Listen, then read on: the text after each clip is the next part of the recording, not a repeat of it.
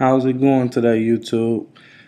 Today, I'm going to be talking about why most network marketers are failing to have any real success in their primary business. And the reason why I want to talk about this is because when I first started out in network marketing, I had a really tough time with this because I didn't really grasp the concept behind it. Like, people were telling it to me, but they wasn't telling it to me in my style of learning. So I had a hard time figuring it out. So when you come over to my website, you'll see where the post that I'm about to post today will be right here, and you'll be able to get the full details of what I'm talking about. But right now, I just want to give you an example of the power of truly understanding this concept that I'm talking about, which is network marketing and why most people fail.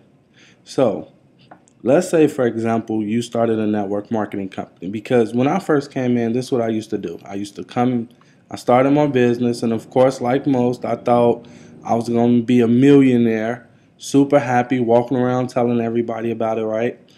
And eventually, what I realized was it was a wall right here that I couldn't penetrate. Like, I was able to bring in about 6 people. Now, out of those 6 people, guess what? None of them did anything. And the reason for that is because I was teaching them the way I like to learn versus the way they needed to process information. So that's one of the biggest mistakes we make when we come into this deal, which I was actually talking to some of the people on my team and some of my upline about that very concept of, you can't teach people how you like to be taught, but you have to actually talk to them on their level. So that's one of the main reasons why I wasn't able to get these 6 people to do anything.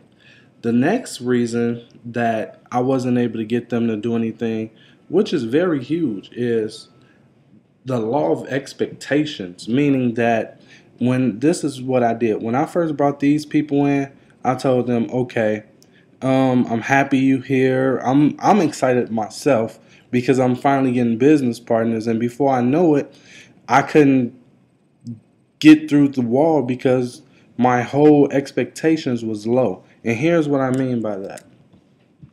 When you first bring somebody into your business, right, you have one chance. You know how they say that the first impression is the lasting impression? Well, they wasn't kidding, because you have one chance when you bring in that new person into your business to set the foundation for how you want them to be and what it is you want them to accomplish. What I mean by that is simply this. When I was bringing people in, I just told them, I'm happy you here. This is going to be a little bit hard.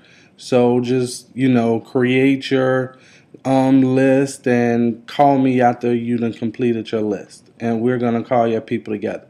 Now, this is exactly what I did. No exaggeration. Talk about shooting yourself in the foot. I mean, I was really messing it up. Now, half of that is because I was new to this whole concept and I didn't have any real training.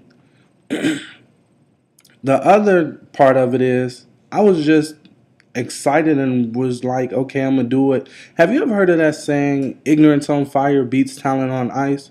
Well, I'm living proof that that saying should never exist, because ignorance on fire leaves you broke and teamless, because eventually my team left me because I wasn't able to produce the way that they needed me to.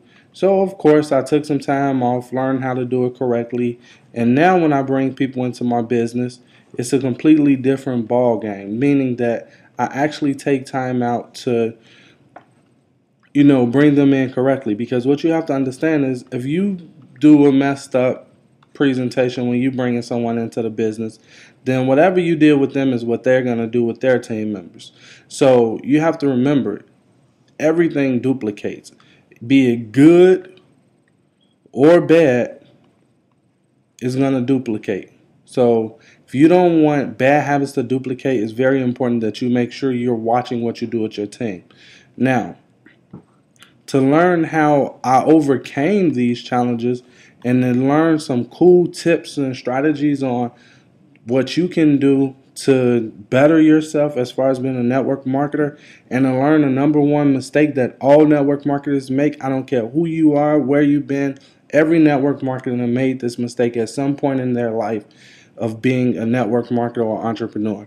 So if you can curve that mistake now, you'll do a whole lot better. And to learn what that mistake is, simply bounce back over here.